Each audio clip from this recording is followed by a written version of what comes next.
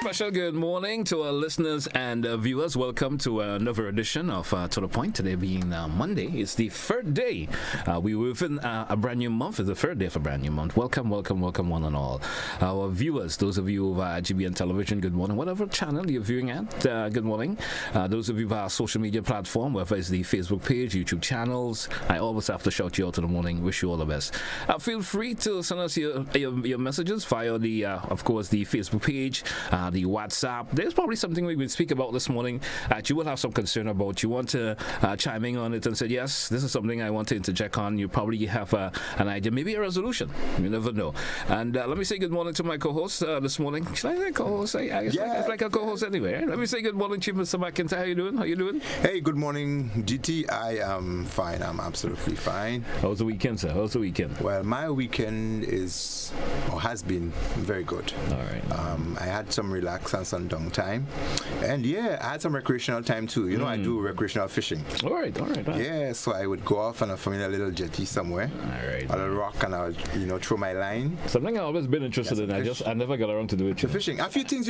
Listen, you're going to get all one of these days. You need to try and capitalize on some things, all right? But I always get myself tied up doing other things. Yeah. I indulge in the electronic side of things. So I always have things that I have to take care of. And that's your passion. That's my passion. Yeah. So when the weekend comes around, I'm in that for 24 hours for that weekend. Yeah. So this weekend gone, I was really into that, being up in the mountains and stuff like that. Right. The rains up there, but it was nice being in the environment all by myself. Yeah. And taking care of whatever I had to take care of. Yeah. And it was good. You heard anything about spear fishing?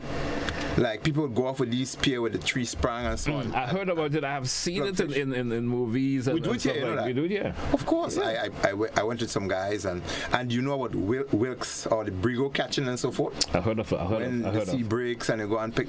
Man, it's really fun. It's actually the first time I've done it. All right. I think I did maybe a couple of days before the moon came up. Mm-hmm. And the guys say you have to go in the dark moon, and sometimes they say you go closer to the full moon. We spoke about moon one time, right? Yes. And like the scripture says, everything happens by moon, so you need to believe it. So the guys would tell you when the moon come up with the size of the moon, the bigger wilks and so it come up. Okay. And they'll also tell you, when the water breaks, sometimes there are some fish that come close, feed on the rock, or they might go sleep, and so they can spear them. I think that was an interesting experience. So I have the land, I have the sea. What else do I have? Well, it's Grenada too, eh? Grenada, it's a nice place, and I love it. It's Grenada. So that gives me some time to be off. Like last week, I had another funeral, close again, and this week there's another one again, close again. Oh boy. So it happens, but in the mix of this, we have to understand that death is a process of life, and so life is a mixture of also different things, and we have to be able to coexist with them and be able to find the middle ground within which to survive. Those of us who are alive, we have to find a way to make it through and to survive. Doing these things sometimes they work as a bit of a de-stressor to it. Yeah. They work as a bit of a de-stressor. Yes. It takes a load off for you, so it just gets you in a different dimension for some reason and take the stress off for you. So I love the time down, and I love, like you do, love nature, going to the environment and so on, pulling some of the wax apple off the tree and the coconuts and the mangoes, and so that's really wonderful. All right. Tell us what was buzzing this for the last week or so? So we realized we had the rains and so the inclement weather that continues after storm break that we spoke about last week, and so we had a few tropical wave effects that also came through and gave the rain, but the farmers were really happy for that. But I think outside of the natural things happening, there are a few unfolding events, like the carnival season is in the air. Yes. And I followed some of the activities, the jab.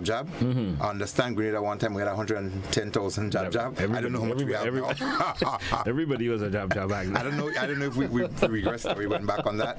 But I followed the Carnival days activity, not pre-Carnival season, because the season I think they launched somewhere early up. Was it sometime in April? I think April or May. April, sometime up there, right? So once Carnival is launched, there are some activities that happen, but we have to follow closely as law enforcement. When there were some of the issues that were really concerning to some communities about some of the activities that people were hosting, the time they were going on up to, and the kinds of activities that were happening. We will chime in a little bit on that too, because some of them do carry a bit of risk with them. Yes. And I think if I have to expand on what the law enforcement, the RGPF would do in terms of advising people on the risk and the security issues, I can speak on some of them as well. But I did have some concern because they were the predominant things that happened. It was not just happening on the weekend, but it's happening weeknights. You know, it's interesting that you brought that up, no, because last every Thursday I do entertain the different departments, and I had the community relations department, and we had the SP Douglas with me, and of course we had Corporal Shaw and Noel. They both was here with me, and they were talking about like the different procedures folks had to go through, especially with the noise pollution and all of these things, and folks wanted to host events, and that there's a process that you need to go through to get your permit and so forth, and we even talk about the noise pollution, folks who drive around there, the communities and with the vehicles and blast their music and stuff like that. That was an interesting conversation last week, and we had folks calling in asking, how could the police, check that, in terms of the noise level, do they have the equipment and so on. Although SP Douglas did mention they don't have the equipment as yet, but it would be interesting for them to get the equipment, because a lot of people are getting away with these things. I even mentioned there was someone who drives through my neighborhood, especially on a weekend, so just around 11 o'clock at night, and would just turn their music up to the max, shaking the house, waking you up. So then you get into that deep sleep around that time of the night. And it was really unpleasant, and it constantly happens. So with that, in terms of not having the instrument to measure the decibel levels and so forth, the law does make provision for how the effect is on the individual. So people can speak to their annoyance, and they would have to give the circumstances that justify what was the annoyance. And so the magistrate then would make a decision on that as to how, when the expression of the individual who said that they were affected by it, what their reaction and the impact it had, to judge whether or not it was excessive. Because just that he said that there's besides you coming to complain, there have to be some form of evidence that kind of bothered me a little bit. How could you produce evidence by just saying that the music was loud? There's not much evidence you as an individual could, except you have multiple individuals coming to launch the complaint. They could say, well, I felt it too, and I felt, but you alone making a complaint may not be strong enough. But it depends on some of the circumstances, the point that you bring. The magistrate might be able to make a decision, could make a ruling on this. And the other point of that is that I think we have to we lost the sense of community, and we have to be more, and later on in the program we'll speak about that, how we are taking responsibility for our own neighbors and the concerns that we share for each other. And so while everybody had to eat the food and everyone wants to have some level of entertainment and recreation, it must be done with reasonable consideration for others. The permit that the police issue as well, it speaks of the music must be at a reasonable level, and as to what is reasonable, because there's no way of measuring it, then the circumstances must come forth to prove that it was unreasonable. And if you say, well, my child couldn't sleep, my windows were shaking, the dogs were humming, barking and so forth. And look, every time I move, this was happening. This in itself, those are circumstances I can say that's really happening and so forth. And the distance you were away and what effect it was having on certain things, people need to bring these until we get to the point where you can have instruments that can prove that. All right. I mean, I just brought it up. Of course, it's a little bit off of what it's not really off. It's not really off because it carries a measure of risk with it. The noise pollution. My thinking here is that it can generate some anger, and with that can generate particular reaction. And people could react to that, and they could be and it happens. Somebody is annoyed by the way the crowd assemble, the kind of music that is being played, the way it is being played, and they jump in the vehicle and they take off. They speed off. What happens down the road? there's an accident. Going with the mindset that they're driving at. Yeah. They could lose control. So one thing can spill over into the other. That's why I said we must have a sense of community and concern and caring for other, because one thing can really spiral in move into the other. So yes, it does have some direct thing with it. Somebody not happy, they pull a knife. We had these stabbing incidents and so where people release that, and then with all of the events happening, people are understanding, well, you should not be doing this in this way, and they would go forward, speak to other persons in a particular way. They don't like how the person approach them and speak to them, and then an altercation starts. Yeah, you could simply come and say, yeah, I would like you to turn down, and then that could lead to what's between each other, and it can happen. I even had a way, of course, someone posted a message that their mom is very ill. Yeah, in their community, and someone is constantly playing music at a particular level every day. And you understand? So she wanted to know what she could do about that. Right. You understand? Because her mom is ill, and this individual of close proximity with them plays their music at a particular level every day, and may have spoken to them about it, but it seems to be of no avail. But all the police said was just that you could report it, but reporting it, and sometimes then we have individuals, who folks will have a different perspective. They're tad calling, and nothing is happening, and you understand. So maybe some movement on that level, suppose, because I think a lot of folks are taking the option of, well, I can play my music because I'm playing it in my home. I can play my music loud because it's in my private vehicle, and it's okay. But there are consequences that can derive from it also. There are a few things that you raise here that's really of concern. But when you look at the bottom line, the legislation that we have and the instruments of law is not necessarily too deficient. We have established it, and I think the majority of us will agree with me that the enforcement of a lot of these principles and laws, that's what happened to be. So there's an enforcement problem in Grenada. Yeah, there's definitely an enforcement problem, and whether or not we are not seeing the kind of assertiveness in law enforcement as we saw before, or whether or not we have to review it, or whether or not we are trying to enforce remotely or virtually, that could be another challenge that we have. And so I think what we need to see, our law enforcers, they have to be in a way have that aspect of community relations in terms of being able to relate to people in a particular way. There are people who would call consistently, they would be unreasonable, and there'll be others who would call and they could be justified. But it takes the officer to respond to them in a particular way with that kind of a human dignity and that human touch to understand other people's feeling. It may not necessarily be a point of arresting somebody, but it may be a point of counseling people to a point where they understand the impact their action is having and other people. But the other aspect of law enforcement, there are two angles. One, we think that the legislation enough must act as a deterrent to people who would want to break it. That don't work in today's society. And secondly, that much. The law enforcers must be there more consistently and more astutely to enforce the law. There are times that things are allowed to go too far before law enforcement step in. And there are times when people are allowed to get away with things too often. And when the penalties are meshed out, then you would hear members of the public really and truly, this person been doing this. That's all they got.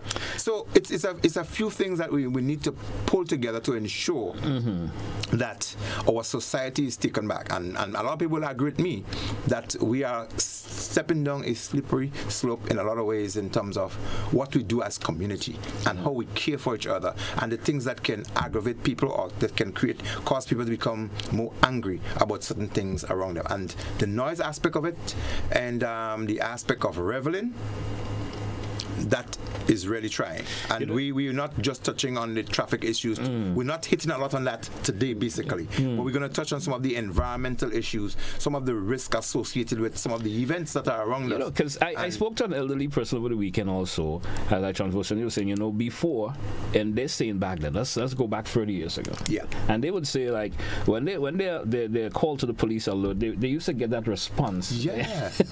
you call the police, they will show up. Right. In comparison to today. Yeah. You know, they may come, or they or some reason may come around why they can't. Without cutting your GT, we don't just want them to come. They come. Yeah. But sometimes when they do show up, their presence sometimes it's not even felt, eh? And I've heard a lot of people speak about that. When a policeman show up, officers, forgive me because I'm speaking about you this morning a little bit. But when a policeman shows up, his presence must be felt. Mm-hmm. And while he is passionate and otherwise, there must be some sense of, listen, that's a sense of duty, that's a sense of responsibility, and you must adhere to the law.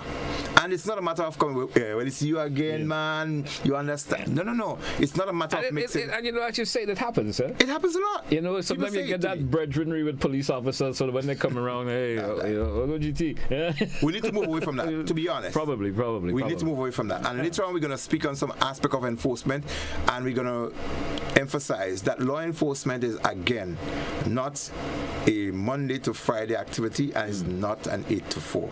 And one of the problems that we have is that enforcers of different principles and law, we go to bed too early and we wake up too late. There's somebody we keep calling. Let's give them a chance. They probably have something to say about the conversation we have. But let's see what they have to offer. Caller, good morning and welcome. Good morning, gentlemen. I think in a so-called civilized society, people should behave in civilized ways. The noise of 30, 40 years ago is little compared with the noise with the new type of technology today. That's number one. Number two, people are far more lawless than they were 30, 40 years ago. The permit given to people to play the music, it specifically states, I believe in paragraph 5 or 6, that the music should be so controlled as not to disturb the peace and tranquility of the neighborhood. Now, I don't know what peace and tranquility means, but other people know what it means. You have no right to disturb me inside my house from carrying out my communications or from resting by noise inside your place. This is wrong, it is uncivilized, and I believe the police should really do something. I am 80 years old and sometimes I cannot sleep for the night, and an old man cannot sleep for the night. Can you imagine what happens to him during the day? This is not civilized behavior. People drinking rum, making noise throughout the night in a residential area. It is sad. Thank you. Thank you, caller. Thank you so much for your contribution this morning. And you can hear the passion in terms of the caller in terms of in the annoyance that he feels. Yeah, you know, we're not going to get too bombarded by the calls in this segment. We have a lot to talk about this morning. We just thought to entertain that one caller, but we're going to take a break. And when we come back, we get into our conversation this morning. Stay with us, folks. It's to the point. Yes.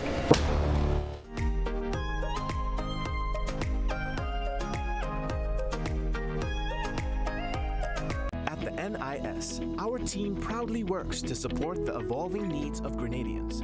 We have made some changes to our operations and want to keep you informed. Firstly, we are happy to introduce the new unemployment benefit. This benefit will provide an insured person with 50% of his or her former income in the case of sudden unemployment. To support this benefit and other benefits we offer, it was necessary to increase the contribution rate. The contribution rate will increase gradually each year until it reaches 16% in 2031. As always, the contribution will be split between you and your employer. The pensionable age will also increase from 60 to 65 years. This increase will also be gradually reaching age 65 in 2029. Pensioners will continue to be eligible for a pension from age 60, but will receive a reduced payment. The NIS recognizes that the prices of basic customer goods are increasing globally. Therefore, we are happy to also increase the weekly minimum pension payment by 25%. Finally, we have adjusted our survivors' benefit payment to a percentage of the age pension minimum. Widows, widowers, and dependent parents will receive 100% or $58 weekly, while children will receive 50% or $29 weekly of the deceased's pension. We are here to make the transition to these new changes as clear and simple as possible. If you have any questions on how these changes impact you and your family, please contact our new informational hotline at 440-6647 or visit www.nisgrenada.org. Thank you for allowing us to be your social security provider.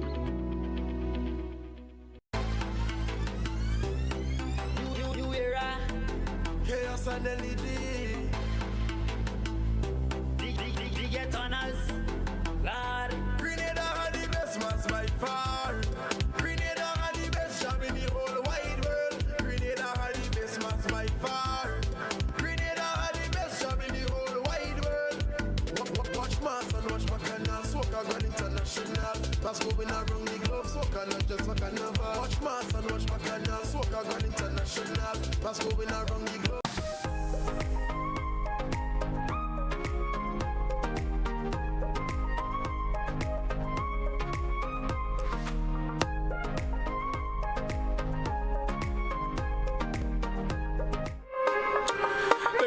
Welcome back, listeners and viewers. Welcome back to The Point. GT with you together with Mr. Sylvan McIntyre. And this morning, our conversation going to lead to, we do have some videos and stuff we want to show this morning. Yes, we do. And we started off with a conversation about talking about, the pre-carnival activities that are coming up, some of the associated risks and some that involved, and how to deal with these risks and so forth, including, stab wounds. And we're going to go back a wee bit, because we supposed to have spent some time on that last week, but we didn't talk about it much, because we still got a little derailed with the calls, and we slipped into other conversation.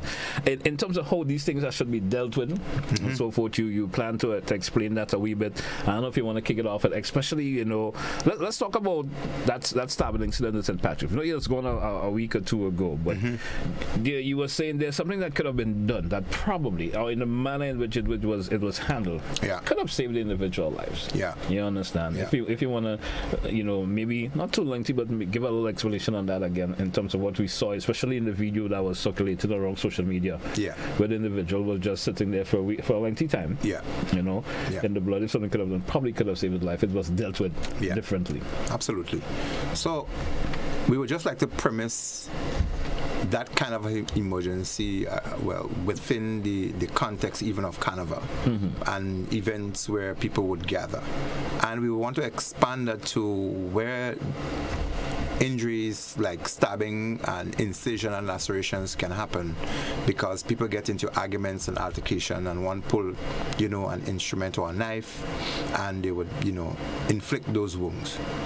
The fact is, anytime one loses blood, the chance of the person losing their life is very real. Yes. And excessive bleeding obviously will lead to death. It's like you have a bucket, and once you punch it, if you have a large punch in the bucket, the water will come out quicker. If you have a smaller one, it will come out slower, but eventually it will empty. So similar, the one's body doesn't need all the blood to stay alive, but it needs all of the blood for all the vital organs to function. And if people understand that, they would know that if something happened, that there is something that you can do about it. So be mindful that someone doesn't have to have all of the blood in their body to stay alive. And this is why you may hear of some events where the nurses or the doctors or the report of a death may say a person died of hypovolemic shock, which simply means that there was insufficient blood within the system for the organs to have stayed alive, and the person eventually succumbed to that. So events like pre-carnival activities where people assemble, and once there is alcohol and music, there's likely to be flaring of temper, and there's likely to be some altercation. And once there's altercation, people will pull to the closest thing that they have, and some people will go with certain things to inflict certain things because they themselves are scared that somebody else will inflict them. So a called person will walk with a knife or a cutlass. Yes. because he thinks somebody else would want to do him something. Exactly. Somebody going to do me some walking with a cutlass. That's correct. Or I walk with a knife. Yes. So when that happened, whether it was intentional that somebody was stabbed or somebody fall on something and they get a stab wound, which is caused by a pointed instrument or object, blood will come from the system. So what one has to do is to ensure that your first action would be to eliminate to what you call control the loss of blood by applying direct pressure. So in the case that we spoke about where it's seemingly that the guy was stabbed or otherwise, what someone had to have done, there's some precaution that one can take, because if somebody is bleeding, you don't want to be contaminated with other events and stuff like that they may have, or not just events, but they may have some contagious thing that you want to be mindful of. But in the face of emergency, we want to think of life and death. And the immediate action or the appropriate action could save a life. So if somebody is bleeding, the first thing one wants to do is to ensure that you step in. If you don't have a glove or something, you can still take a plastic bag or so to ensure that your hand doesn't get, the body fluid does not get across you. And like mask is also a protective wear that people should always have. Glove is something that one should always keep in the vehicle, and nowadays you need to keep mask. So that should become a thing in your household, in your house, and in your vehicle, mask and gloves. And so you apply direct pressure by putting the palm of your hands, the heel, that palm heel right there, press on it, or the fingers itself, press on that area, get something, cover it, which is called a dressing. So anything that is put over a wound is called a dressing. And then you would get something else to keep that dressing in place, that is called a bandage. So the first thing that one wants to do is to ensure that you apply that pressure, put something over it, and put something else to stable it or to keep it there. That should keep some blood or sufficient blood within the system, that when the nurses or the ambulance arrive or the person is taken to the hospital, that there is some life and that they can work on something. If a person is left and there is no attention given, the person will go into a state of shock, which is the last stage before they die anyway, and the person eventually will expire, they will die. So what we would wish to see more happening is that once somebody gets a wound, once blood is exiting from the normal process of circulation, which is called bleeding, one should apply direct pressure, put a dressing, a bandage, a dressing and a bandage over it, so that you are able to control some blood. And then just a little bit to expand on it as to how one action should be. If a person gets a stab wound, for instance, we were told about that stab wound by the Pack Bridge some time ago, and the reporters said that the blood was spouting out, it was coming out with a rhythm. This shows that one of the person's artery was severed. You know, the artery would be bringing the blood around the body, yes, and it is bright red in color because it is coming straight from the heart. So when one sees that blood that seems to be very bright and red in color, it is coming with a rhythm, like the heart is, how the heart is beating, that so blood is spurting that way. It's pumping. It means that person is going to die quicker than if a vein was severed. And so that means that you should act quicker to control that bleeding. It doesn't mean that if you control the bleeding that you will save the person's life, but the chance of the person's lives being saved is greater than leaving the person unattended. So we'd wish to see more intervention, even by law enforcement, even by bystanders, rather than just taking a picture, rather than just going on scene to look for the crime or otherwise. The issue of trying to save a life must be of paramount importance. And I re-emphasize, it's unfortunate we have to face the reality that wounds will happen. Human beings will get angry and they will react to anger, and one of it sometimes would be inflicting wounds. And inflicting wound will lead in bleeding, and bleeding will lead to shock, and shock will lead to death. But if somebody can do a control mechanism, that means try to keep some blood in the body, we can have more persons losing, less persons losing limbs, and more persons' lives being saved because somebody understood what they should have done. You don't have to be really, really trained to do that. You don't have to be a doctor or a nurse or even a first aider. You just have to understand that if somebody is bleeding, I need to put some pressure on it, cover it down. And it goes back to simply what you do for yourself. If you get a cut, most likely you will try to hold it, grab onto it, or band it or something to stop the bleeding. Absolutely. And it's the same process you can do to help somebody, even though it may be more severe than what had happened to you personally. Yes. But it's, as you said, a simple intervention can save somebody's life. It definitely will save somebody's life. I've had living experience many times, and from a lot of persons that I taught first aid and so forth. They came back, give their experience how that actually applied, and whether you go to any other part of the earth where that is concerned, that would be the basic thing that you're asked to do to be able to control bleeding. I want to ask you something. I don't know how you're going to fit in especially when it comes to someone losing a particular body, a limb, or maybe an arm, a foot, an amputation. Amputation happens. Yes. What could be done instantly that maybe could save somebody's, if possible? Yeah, a lot of people think that when somebody's part of the body is amputated, taken off for some reason by an instrument, maybe a cutlass, knife, or otherwise, that amputated part is lost. That's not quite true. If that part is picked up almost immediately, maybe flushed with clean water, I stress water, put in a clean container, like for instance a plastic bag, and then get another plastic bag or a bag with ice and put that severed part inside of that bag along with that person and get them to hospital quickly, that member could be reattached. Yes. It means that keeping it cool at a particular temperature, it will keep the cells alive for a longer period of time. That gives the surgeon and the doctors more time to get those parts attached. It has happened and it could continue to happen. But if you have a serious situation where there is an amputation, or on the other hand, you have something called an avulsion. An avulsion is similar to that of an amputation. Now, an amputation is taking off the part with a strap instrument. An avulsion means that part is almost totally severed, or it is rooted out by means of maybe some force. A vehicular crash. That's correct. So that aspect is called an avulsion. It means that there's no clean cut or so, but that body part is separated from the rest. In such situation, people will bleed. And what is required is to, again, if the body part is severed, get as much padding as one could, directly apply it and tie onto that aspect. There are some things that people use which is called a tourniquet, but for regular users, they're not taught to use it, because if you put a tourniquet on somebody's hand or leg or limb, stays too long, they would lose probably their life or other body parts because they would not understand the extent. The experts can use it. Paramedics, first responders who understand that you can just use it temporarily to control the excessive loss of blood and release it thereafter. But it is not advised for anybody to use anything else to control or to, what people say, stop bleeding. You don't stop the bleeding. You want to control the bleeding because you need circulation to happen to keep the other parts of the body alive. So it must not be too tight. It must be able to afford some circulation. So if somebody has lost a limb or otherwise, still get as much padding as you can. Wrap it up tight, cover the end of it, wrap it, so that the blood that is exiting, it would clot over it, so that the free flow would not happen.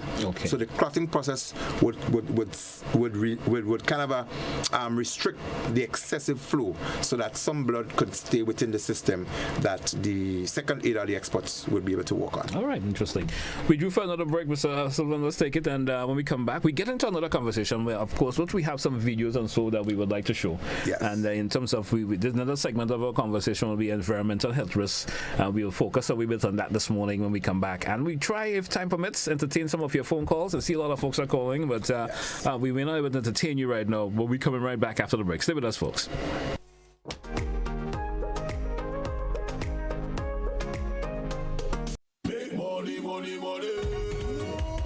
$3,000 every week for 3 months. What? Yes, it's the NLA's Crazy Cash Giveaway Promotion. Every week from April 11th to June 30th, 3 lucky Daily Games customers will randomly win $1,000 each week. Imagine winning as much as $36,000 in 12 weeks. How? Spend $12 in a single purchase on Daily Cash 4, Daily Pick 3, or Playway. Look for the words Cash Winner on your tickets to collect collect $1,000. The more you spend $12 on your favorite daily games, the more chances you have to win. Must be 18 or older to participate. All prizes must be collected by July 7th, 2023. Other terms and conditions apply. See stores for details. NLA, making your dreams come true.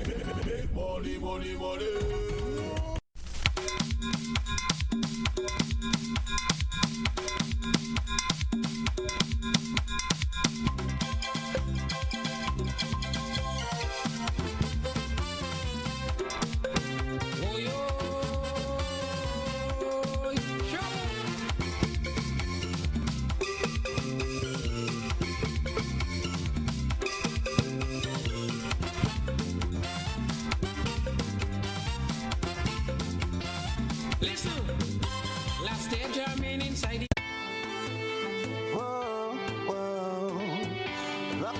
We say, yeah, GBN we say, arts and culture living, yeah. Rock the box we say, I'm telling you, rock the box, rock the box, rock the box we say, I'm telling you, rock the box, rock the box, rock the box we say, we'll be jamming here on a Thursday.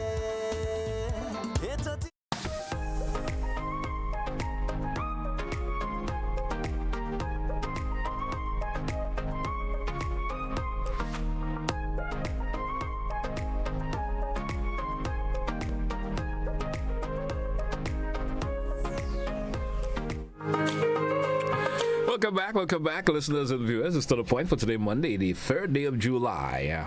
Myself and Mr. Sylvan McIntyre, we're taking you through in terms of our conversation this morning. And I did mention before the break that our focus in this segment will be on environmental health risk and some of the focus on beaches and public places of interest and so forth. But we do have some videos that we like to show.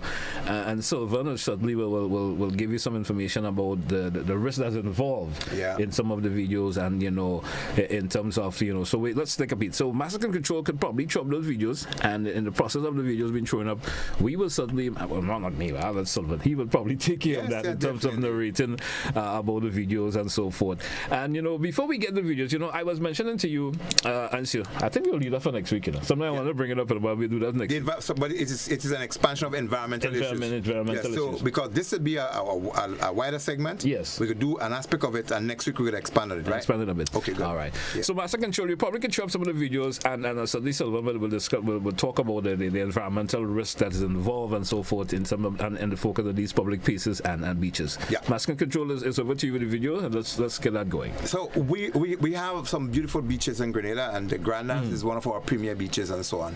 And we speak about signs and so on. This one said, obey the law, leash and pick up after your dog. And the fine for this is $1,000. $1,000. Yes. And they also give the act that speak about it. Now this sign, like others, was crowded with branches. Yeah. I was going to take a shot of it, but coincidentally somebody took some of the branches down that was marring this sign that you see there.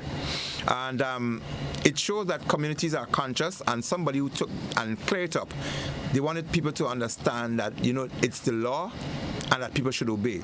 But when you walk on the Grandlands, which is a beautiful beach that we talk about for tourists, etc., we've had the complaint of dogs patrolling and walking along the beaches, and it says leash your dog, and there's a fine for not doing that, and there's a fine for pooping. Now, can you see someone walking there with a number of dogs? Yes.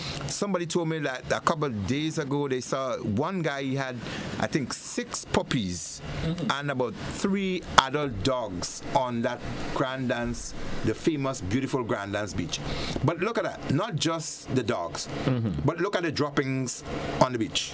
And you're supposed to pick up after, right? It's called the pooper scooper law in some countries, where the pooper scoops what is deposited by the animal, and you should take it out. But it should go beyond that, the enforcement of it. Look here, that's deposit on Grandlands Beach from dogs. That's one. And as you walk along the beach, I think the morning, you see how beautiful the Grandlands Beach is? There's another. And there were about 3 within 100-meter mark on the Grandlands Beach, where you have tourists coming, and it's not just about the tourists. So, I mean regrettably. let's something for the benefit of it. Could it be stray dogs? Stray dogs, but I don't think it could be strayed because. Did you see an image in the photo there with someone walking with dogs? It means that somebody was walking dogs. Okay. There are people who walk their dogs, some of them on leash, obviously, and there are people who walk with their bags and so on, and they would pick it up. But there are stray dogs on the beach. Yes, there are. And there are other people who walk the beach with dogs that are not stray. And they do not have any means of taking up what the dog pooped onto the beach. Now, these animals may carry various bacteria, worms, and other things that they deposit into the sand. Your child goes onto the beach and decides to play into that sand. Yes. I lie on the beach very often. I do exercises on the beach. And you can not be always sure what's in the sand. You get caught up in that stuff. It's on your body someplace. And then you carry something that could be infectious. And you start getting ill and you're wondering where you pick up these things. You wonder where you pick up these things. Now, the reason why we are raising this as an environmental issue is that there are two things about it. One, we can be spreading diseases. And the other thing, it makes our environment unsightly. It makes it unhealthy. Our places of interests we visit, where people recreate or otherwise, there must be some form of care, and there has to be some form of custodianship of the area, where people should take responsibility, not just as individuals who use it, but there should be an enforcement mechanism that's there. I said earlier on that at times we go to sleep too early, and we're too late, too early, and we wake up too late when these offenses are being committed. So what we need to see a bit more, Ministry of Tourism and others, the law enforcement, that there should be rigorous patrols in those areas. One, it will help our environment to become cleaner. Yes. And two, if people do not wish to abide by the law, they help our treasury to increase. Yeah. So that's where the enforcement part comes in. The fines of $1,000 is reasonably enough. Yes. And people, how many persons have you heard? I don't think I've ever. In recent time, I've never been charged. I don't know one maybe have never been, but and that offense is being committed. So we would wish to emphasize, we would wish to lobby and reiterate that our places of interest need to be policed, not necessarily by police officers, but by some enforcement mechanism where, outside of the normal hours, people are on Grandlands Beach and some of our beaches 4 a.m., 4:30, between 4:30 and 8 o'clock, or 5 and 8 o'clock. There are quite a number of people who do the beach, who do exercise and swim, and they would want a healthy environment to do that within. Yes, and our dogs and the people who allow them to do that on our beach, they are not contributing to that safety and healthy environment. So we would need to see some action taken in that direction. That's so true. Because you know, as you mentioned, it just kind of tickled my mind a bit. I go to the beach, and you know, I'm one individual like to sometimes cover my whole body with the sand. Right. You understand? And now you bring up the idea where, you know, dogs, the feces from the dogs and stuff on, and I'm thinking, could I have been rubbing this thing on myself? Maybe. And you might think it's some nice massage cream that you're putting there that you did not cream. But it's a bit troubling now. It is troubling. To think about it, you know, to think about it. Think about it is troubling. And you know, as you said, the enforcement problem in Grenada is becoming a little bit unbecoming. Yeah. People are getting away with these things too much. Yeah. And I mean, and you know, you probably know that you were walking with a dog, and and there are folks who go back and forth. Yeah. And you know, well, I've just passed my dog, and in passing up, I didn't see that. And sometimes I guess someone would have the level of consciousness to it. I didn't see that. Yeah. But on my way back, I'm noticing that, and I'm the only one that is on the beach with dogs. So Yeah. it's only obvious. Yeah. And you will think that someone will have the courtesy to say that. Let me find something, or go to the garbage bin or something, find some paper or something and pick it up and deposit it in the garbage bin. But then folks just leave it. Yeah. You know, just leave it like that. I met a gentleman, I think it was this morning, and this gentleman was so angry. He said, Mr. Mac, this is really troubling. Tourism and these people, they must do something about this. He said, because look, these dogs are on the beach all the time, and look what they're doing. He said, I remember one time walking the beach further up the road up there, and I saw some children. I know it was Russians. They were tourists coming, and I know I saw one of those little child on the sand, and they were playing in the poop. Oh boy! And he was really, really angry about it. So, Grenada, Ministry of Tourism, law enforcement. But we need to do something. Do you think an issue comes where this could be totally banned in terms of no dogs on the beach totally? Do you think some law could be implemented for that in terms of stopping it totally? I know it may take a process before that to happen, but maybe that could be a total ban of the use of dogs on the beach and so forth. Yeah.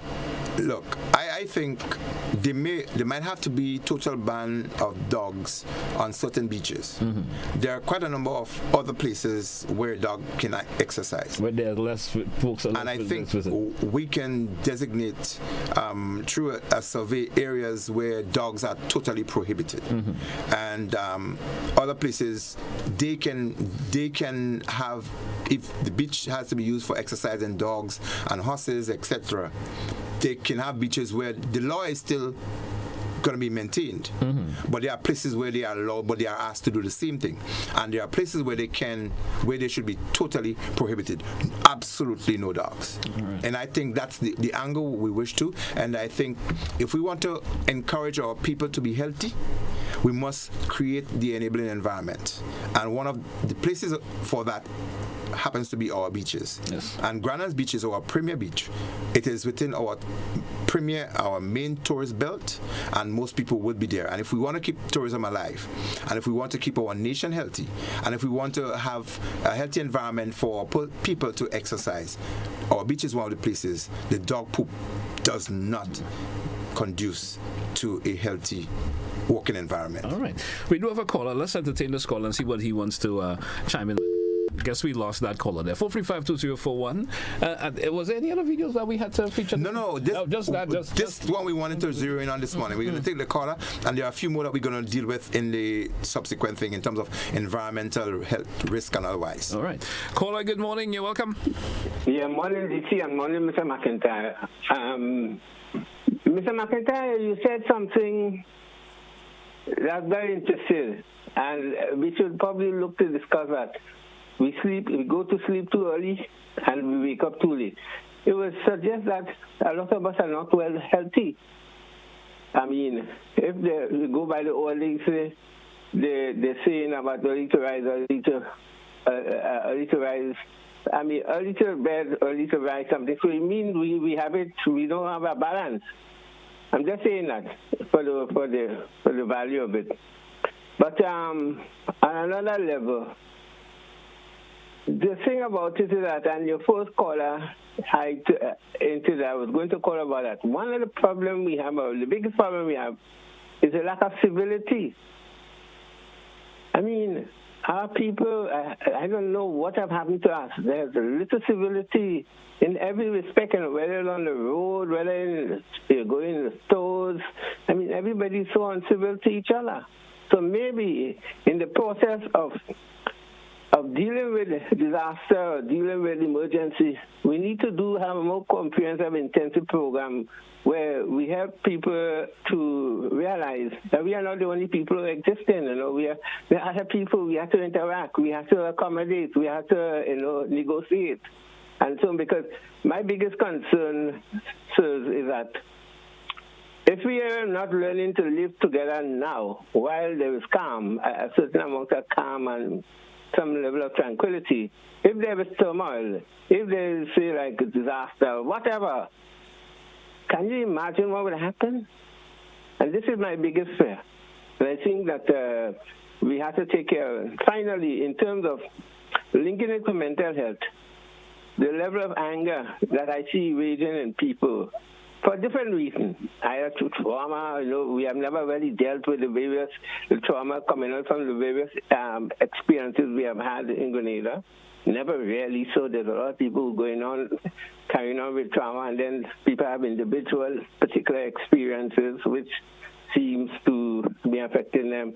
And then I remember the late Dr. Thomas telling me a few years ago that they did a survey was done, and they found out that 5,000 mental ill people in the country. Now, if that number haven't gone down, and we don't have a very robust program to deal with the issue of mental health. I could see mental health causing a really big problem. Suppose somebody go berserk one day and just decide to somewhere in town or somewhere, God forbid, and how are we going to deal with the emergency? These are things I think we need to start thinking about. Thank you for your indulgence, gentlemen. Thank you. Thank you, caller. Thank you so much also. Thank you. And all those relative points there from the caller. Yeah. And he hinged on PSTD's, post-traumatic stress disorder, and that's something that we advocate very strongly, that when something traumatic has happened, that people need to get some form of debriefing. And the other point is, remember that mental health or mental illness doesn't mean that somebody is psychotic, is that they're crazy. They are varying level of mental health, and mental illness could be treated and treated at the early stage so that they do not get out of hand. So there are quite a few levels of it, and he's absolutely right that there are some things that can lead into that, and we must be mindful of that. We want to get away from the stigma, or if somebody has a mental illness. So that 5,000 that he spoke about, it doesn't mean that these people are psychotic. It doesn't mean that they are crazy or they're mad people. It just means that you have some deficiencies that need to be attended to, and you can get healing and cured for it. All right. Caller, good morning. Welcome. Morning. Good morning. Good morning to you, caller. Yeah, you got a nice program, man. I want to make a few comments. Go right ahead, please. My first comment is about noise pollution, right? Now, noise pollution becomes a problem in Caribbean countries over the years with the big loud DJ sets, and so create light noise pollution, and people playing music in vehicles very loud, and so. But also, noise pollution is also coming from the churches too, and we are not a tolerant people. We don't evolve into being civil to each other. It's a Caribbean thing. And in Grenada, I could speak for Grenada, but with media, we import ignorance too from other Caribbean islands, and we want to be like them. So we import ignorance. But in Grenada, religion are not tolerated of each other. So maybe you might have a church playing a loud music a mile ago, quarter mile ago, and the next person from other religion might hear the music. They wouldn't be pleased. Then you might have people again, sometimes the music not too loud, but because of age generation, they don't like the music, as well as the young people could play the music too loud, because we are not civil to each other. That's problem. And we are using our ignorance without tolerance. We don't accept tolerance, so we will always have a problem with the noise pollution. And in terms of violence, with people stabbing each other and cutting each other, yes, that was when I was growing up like a boy. I'm from St. Patrick. We had Bajan. There was Bajan. Every village had a Bajan. Most villages in St. Patrick. But the Bajans, the wounds upon the victim was not as fatal as today. So I don't know if people don't respect, say, okay, this guy is a Bajan and he's an enforcer. Everybody bad nowadays. So crime is on the rise. But the only way we could help get rid of crime is by people getting more civil to each other. We need to grow because the world is changing. That's all I have to say. Thank you, caller. Thank you for your contribution this morning. I remember that word back then. Yeah, Bajan. Yeah. So there's another caller sitting in Bajan. Everybody bad. Good morning, caller. Welcome. Caller, good morning. I guess that caller, we lost that caller. Yeah, but the aspect of civility comes in pretty often, and I think the aspect of God-fearing society has a lot to do with it. When our children were brought up to Sunday school and Sabbath schools and so on, and teach them the early morals and so from growing up. So we need to keep that as a focus and show that God is the center of things that we do. And I think if you do a survey in terms of the people who become very violent, you'll find a small percentage of really those who grew up in that kind of religious who went to church and stuff like that. The number is less than those who probably did not. Yeah, I know, but there's some kind of something that is keeping people away from churches and stuff. These days, I don't know. And the gentleman mentioned about the noise pollution, even with churches. But noise pollution is noise pollution, and it has to be balanced. And I also think that if things are done within regulation and decency, for instance, if a community understands that there's a function that comes on at a certain time and goes at a certain time, if there are senior citizens or people who cannot stand that, you would adjust maybe to get them out of that area within that given time, or put them where they would not be distracted. Because but if it comes on randomly without consideration or otherwise, just somebody plays, it is really disgusting. And then it becomes a problem. Let's take our final caller this morning. Caller, good morning. You're welcome. Yes, good morning, Mr. McIntyre and Mr. Glenn Telesford. Interesting conversation this morning. I am very pleased to hear how not happy Mr. McIntyre is regarding the feces of the animals on the beach. Now, based on our laws, having inside knowledge, I'm not sure if most people are aware, but all of Grandin's Beach was not designated for swimming. All of it, right? There were portions of the beach that were designated for animal use, right? Now, fast forward, this is where countries and their legislators have to pay attention to what's happening to the country to be able to draft laws that benefits the society. Now, fast forward, we now have a tourism-reliant independent country where we have to do things that will benefit our citizens and the tourism sector. And as such, we must seriously look at legislation that would aid us into having a healthy, cleaner country and so on, that would protect our citizens. The dogs and so going on the beach, I think we really have to look at designated areas or different beaches for animal use, because Granans now cannot be used as it used to be in the past for allowing animals and so on, based on what is happening currently. All right. Also, BBC Beach. We should not allow for those two beaches, those two premium beaches, to be used for these things. So I think our legislators, the people who sit in the cabinet and so on, that go and draft laws and these things, we really have to start to look at what's happening in society to make laws that would benefit us and improve our lives and livelihood. I don't want to take up too much of your time. Brilliant conversation this morning. And these are the kind of topics that we as people must engage in and bring meaningful suggestions to the table, so that we can help each other grow and improve not just ourselves, but improves in each other. Thank you, my brothers, and have a great day. Thank you. Thank you. Well said, man. Wilson caller there. Yeah, very good. I think that was a good, that's a good way to end the program. That's a good way to end today's program. Absolutely. I don't think I have anything else to say other than thank you for being here. I think it's a wonderful program. We need to become more environmentally conscious in terms of how we protect our area for mass space and gathering.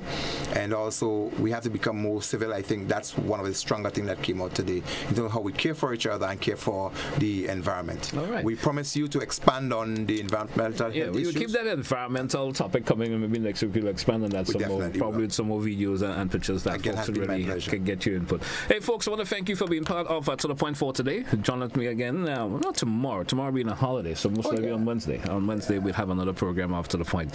Have yourself a great day, folks. All the best, and if you're going to the beach, make sure if you have to carry your dog, pick up after it, please. All right, have yourself a great day and all the best. Be good to yourself and others. All right. It's where I say goodbye To The Point for today. Goodbye.